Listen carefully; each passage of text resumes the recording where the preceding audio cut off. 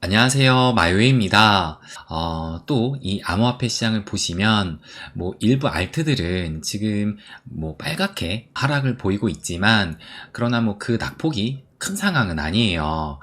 그런데 그에 반면에 지금 비트코인은 다시 또 1.4% 정도 상승을 하면서 재차 이 35,000달러를 향해서 그 기세가 꺾이지 않고 계속 좀 두드리고 있습니다. 그런데 이에 반면에 이 미 증시를 한번 보시면 보시는 것처럼 간밤에 비교적 큰 하락이 나왔다라는 것을 또 알 수가 있어요. 그래서 지금 이 암호화폐 시장과 이 미 증시가 그 어느 때보다 온도 차이가 좀 크다라는 것을 알 수가 있는데, 그래서 어제 이 미 증시 같은 경우는 보시는 것처럼 뉴욕 3대 지수 모두 하락을 했고, 특히 나스닥 같은 경우가 무려 2.4%나 하락을 했고, S&P 500도 1.4% 정도 하락을 했습니다. 그래서 특히 어제는 이 나스닥이 꽤 많은 하락을 보였는데 왜 이렇게 좀 큰 하락이 나왔느냐, 다시 이 히트맵을 보시면 보시는 것처럼 구글이 무려 9.6%나 하락을 하면서 아무래도 시총이 큰 종목이 이렇게 큰 폭으로 하락을 했기 때문에 이것이 또 큰 비중으로 영향을 미쳤습니다. 그래서 어제 이 구글이 왜 이렇게 좀 큰 하락을 보였느냐, 이걸 보시면 고평가 더는 없다, 클라우드 실적 악화한 구글 해가지고 어제 하락의 주 원인을 요 클라우드 실적에서 찾고 있어요. 그런데 좀 더 자세히 보게 되면 이 구글의 실적이 그렇게 안 좋았던 것도 아닙니다.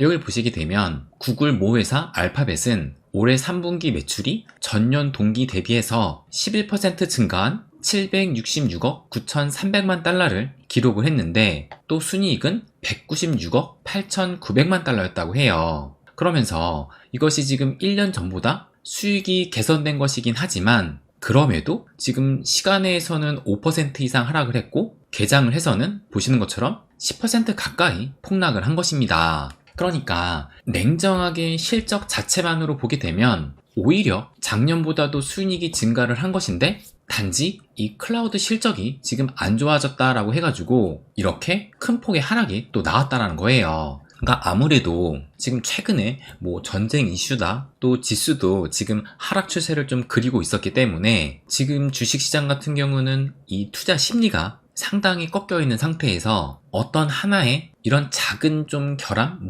약점에도 과도하게 반응하는 것이 아닌가?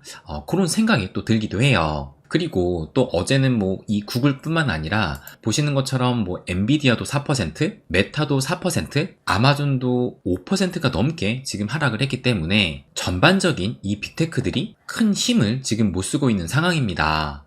이러다 보니 이 기사를 보시게 되면 달러가 일주일 만에 최강세로 돌아섰다라고 하면서 10년물의 국채 금리는 5%에 다시 근접을 했다라고 기사가 나왔습니다. 그래서 이 달러 지수를 보시게 되면 얼마 전까지만 해도, 그러니까 10월 24일이니까 불과 한 이틀 전까지만 해도 다시 달러 지수가 대략적으로 한 105.5포인트까지 하락을 했는데, 그 이후로 재차 다시 이렇게 상승을 하면서 현재는 106.6포인트대까지 올라온 상황이에요. 그래서 이 달러 지수는 미 증시라든지 비트코인과 반대로 움직이는 그런 경향이 크기 때문에 아무래도 자산 시장에는 좀 부정적으로 인식이 되는데, 그래서 요 S&P 500 차트를 한번 보시게 되면 지금 이 상승 추세를 깨고 내려와가지고 지금은 이렇게 또 하락 추세를 그리고 있고, 그래서 이 S&P 500 같은 경우는 직전 고점 대비해서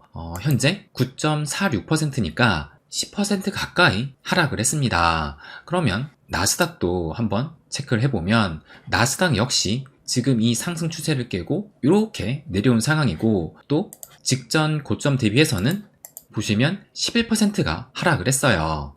그러다 보니 또 이 기사를 보시게 되면 나스닥이 지금 전고점 대비해서 10% 이상 하락을 했기 때문에 현재 조정 국면에 진입을 했다라고 기사가 나왔습니다. 그래서 여기를 보시게 되면 보통 주가가 전고점 대비해서 10% 이상 하락을 하게 되면 조정 국면으로 보고 20% 이상 하락하게 되면 베어마켓, 그러니까 하락장으로 진입했다라고 평가를 하는데, 현재는 전고점 대비 10% 이상 하락을 했기 때문에 조정 국면에 돌입했다라고 본다라는 겁니다. 그래서 지금 이 미 증시는 이렇게 좋지 않은 상황인데, 그런데 이 암호화폐 시장 같은 경우는 그의 반면에 상대적으로 꽤 뜨거운 수준이라는 것을 알 수가 있어요. 그런데 이 히트맵보다 이 차트로 보시게 되면 그것이 더 잘 느껴지는데, 보시는 것처럼 최근에 상승이 일어난 이후로 지금 이게 일봉인데 지금 계속 이 일봉이 전혀 이 빨간색의 하락을 보이지 않고 상승을 해가지고 현재 7일 연속 상승을 하고 있는 중이고, 오늘까지 상승을 한다라면 8일 연속 상승을 또 하게 되는 겁니다. 그러니까 지금 이 일봉이 전혀 꺾이지 않고 있다는 것인데, 이렇게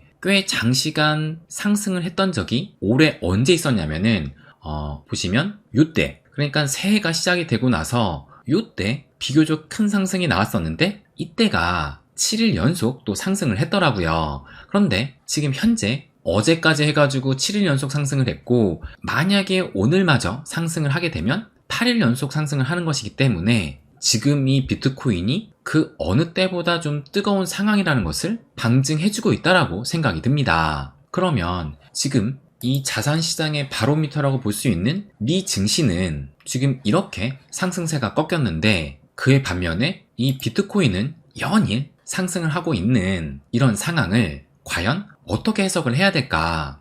그것에 대해 저의 생각을 또 한번 말씀을 드려보겠습니다.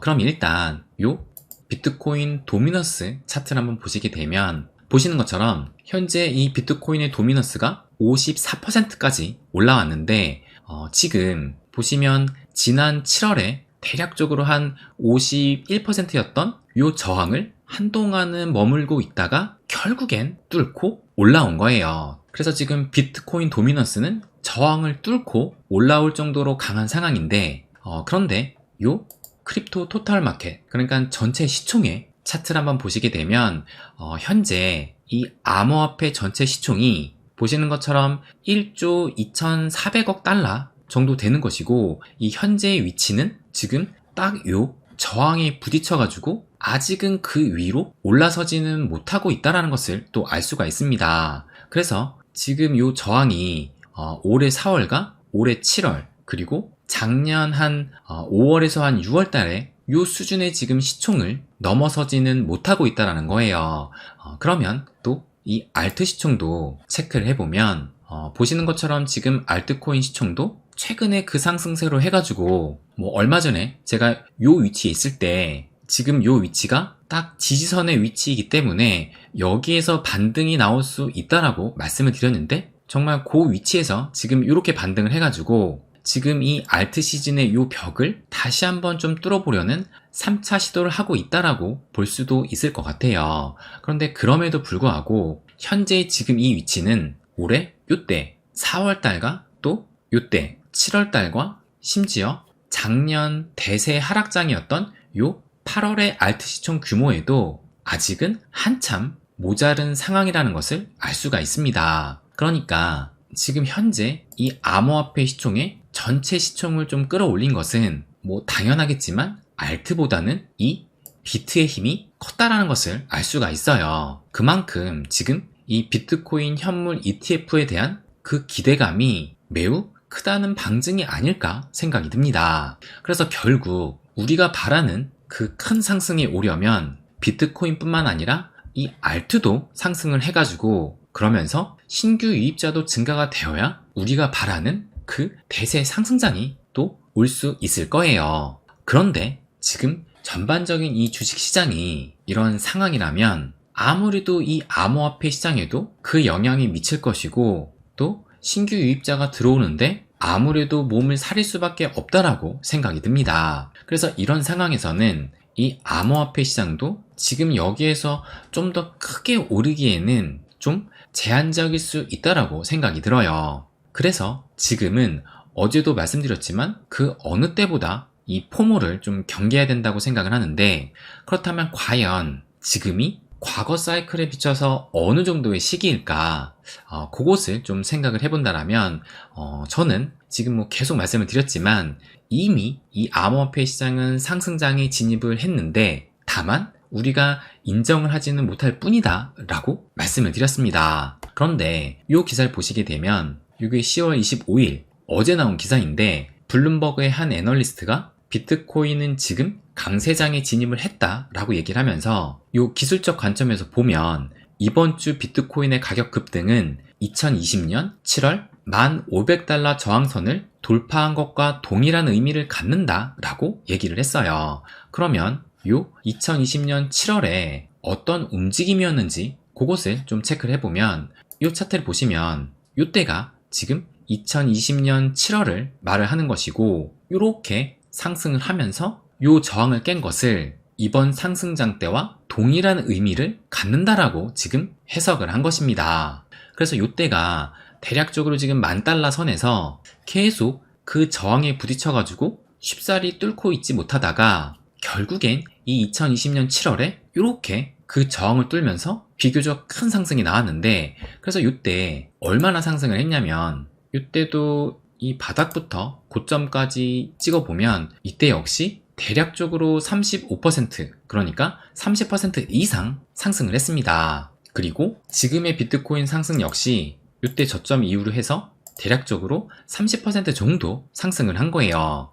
그런데 이 기사를 다시 한번 좀 보시면 그러면서 또 뭐라고 얘기를 했냐면 물론 2020년 3분기와 마찬가지로 조정세가 나타날 수 있지만 유동성 및 시장 구조 분석에 따르면 이미 강세장이 진입한 것으로 보인다 라고 얘기를 했어요. 그래서 지금 여기 2020년 3분기 조정장을 얘기를 했는데 그럼 다시 이 차트를 보시게 되면 이렇게 상승을 한 이후로 얼마 뒤에 요런 하락이 나왔습니다. 그래서 첫날에는 대략적으로 한 4% 하락을 했고 그 다음날에는 무려 10%가 넘게 하락을 했어요. 그래서 이때 고점 대비해서 이 하락폭이 한 16% 그러니까 조금 더 이 저점까지 따지면 거의 한 20% 가까이 또 조정을 겪었습니다. 그런데 이 이후에 움직임이 어땠냐 이것이 중요한데 보시는 것처럼 이 이후로 해가지고 이렇게 계속 상승을 해가지고 그래서 2021년 1월 달에 40,000달러를 돌파를 했고 그러다가 좀 조정을 거치고 재차 상승을 해가지고 이렇게 60,000달러까지 상승을 했던 겁니다.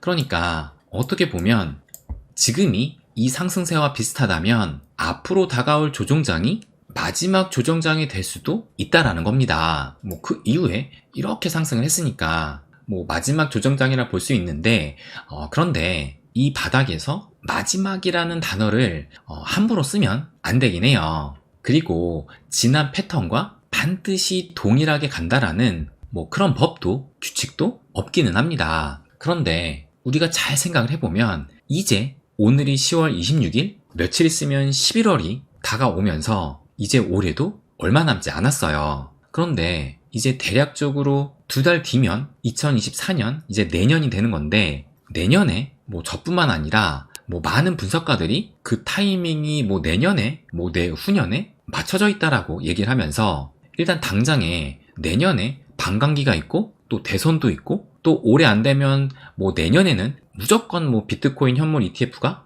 승인이 될 것이라 얘기를 하고 있고 또 연준도 결국에는 내년에는 금리 인하를 할 것이라고 모두가 또 예상을 하고 있어요. 그러니까 내년에 이 엄청 많은 호재가 깔려 있는데 이 내년이 이제 불과 한 2개월 정도 남았다는 겁니다. 그렇기 때문에 뭐 진짜 앞으로 다가올 조정장이 마지막이 될지는 알 수는 없지만 근데 정말 우리가 이제는 이 대세 상승장을 준비해야 할 그 시간은 얼마 남지 않았다라는 겁니다. 그래서 지금부터는 정말 좀 정신을 바짝 차리고 진짜 내가 이 대세 상승장을 준비할 마음을 정비하고 좀 철저한 계획이 필요한 시점이다 라고 말씀을 드리고 싶습니다. 그래서 뭐 지금 더 이상 뭐 투자할 현금이 없다라고 뭐 말씀하시는 분도 많은데 근데 또 아직까지도 현금 비중이 많은 분들도 분명히 또 계실 거예요. 그런데 이제는 정말 모아둔 현금이 있다라면 조금씩 내가 생각한 우량한 코인으로 갈아타야 될 시기가 됐다라고 생각을 합니다. 네, 그럼 오늘은 여기까지 하겠습니다. 항상 제 이야기 끝까지 들어주셔서 감사드립니다. 부자가 되는 길, My Way.